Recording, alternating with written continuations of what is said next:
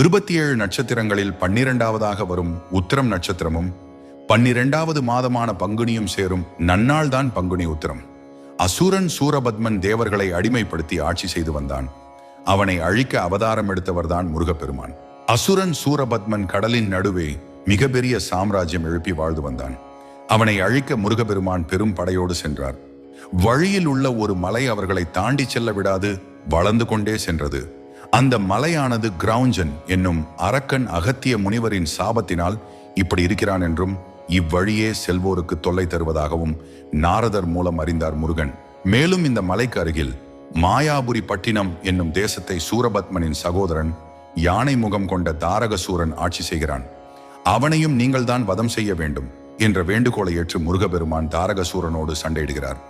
அப்போது தாரகசூரன் முருகப்பெருமானின் சக்திக்கு பயந்து எலியாக மாறி மலையில் ஒளிந்து கொள்ள எம்பெருமான்